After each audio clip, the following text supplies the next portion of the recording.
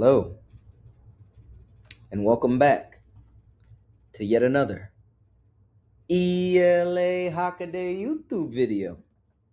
This is video number 2 in our NJSLA info and overview series. And if you did not check out the last video that went over the NJSLA, all the tips and tricks and overview of what you need to know in terms of info, then you know what you got to do. Hit the bell icon for notifications. You know the vibes. Like, comment, subscribe so that you can be updated and as prepared as possible for your NJSLA assessment coming up this spring. This is video number 2 in our video playlist series. And what are we talking about today? Questions. You got questions, and hopefully I got the answers that you seek. Let's lock in and see what type of questions we can expect on the NJSLA assessment. First and foremost, for the reading test, you're going to have a wide range of options, not just multiple choice, but also some multiple select and other interactive items. The writing test has faced a pretty big change. Only one single writing response instead of multiple like you've had in the past. Good news for you, it's less writing on your plate. Bad news for you, less opportunities to prove your skills. It all rides on one single writing response.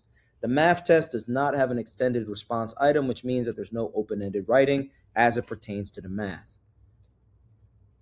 The test is quite adaptive indeed. We've got numerous types of questions that you will be seeing, multiple choice, multiple select. You might have to pick it from a table or tabulate a graph. How about that? Next page, you want to beware and be careful. How many choices do you think are in this question? Here we have a little passage about Narcissus, the Greek myth, and one of the options is selected. How many options or how many choices do you think there are? 1, 2, 3, 4. Is there more? Let me hear it. I think you'll be shocked to see that in this particular question, there is not 1, 2, 3, 4, or even 5, but 10 options. You got to be very careful as you go through these types of questions and highlight with your mouse slowly so that you are very clear on what options that is being asked of you so that you can see what quote unquote best explains what the question is asking. Okay. Just be careful because I've had some kids sometimes get these wrong because it's not as quite as clear as what the options are. Now, in terms of how many questions you can expect to see, it's going to be roughly about 36 questions, okay, or 36 items. So that really is good to know because as you're going through, right, there's no clear directions from the proctor. It's 1 2.5 hour section, testing session broke into 2 windows, session 1 and session 2.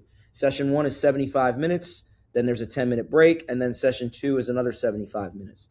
So knowing that there's roughly 35 to 36 or 34 to 36 items can help you pace your way across the test accordingly. Okay. Now, in terms of the reading section, which is what I'm here for, hence ELA Hockaday YouTube channel, we have the literary option or section of the text, which is going to be typically more fictional passages. And then you've got an even split with more informational text, which is usually going to be like a science or a nonfiction article or something derived from history. You'll see that sometimes you're going to have a single passage and other times you'll have multiple passages, whether it's in the literary or the informational section. If you get a multiple passage set, usually it all pertains to the same topic and they're going to be making some comparisons and contrasts across those 2 readings that you're going to have to, utilize accordingly.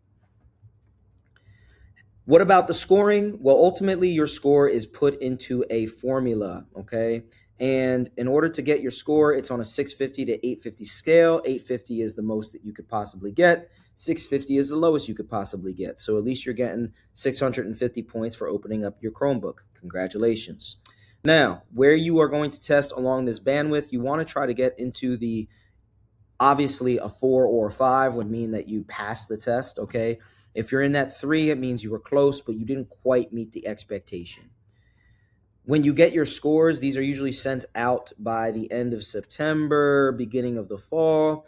This is what the score report will look like, okay? You're going to get a school average, so you'll get to see how you stacked up against other kids in the school, the district, and also the state. It'll also give you a complete performance breakdown in your assessment report.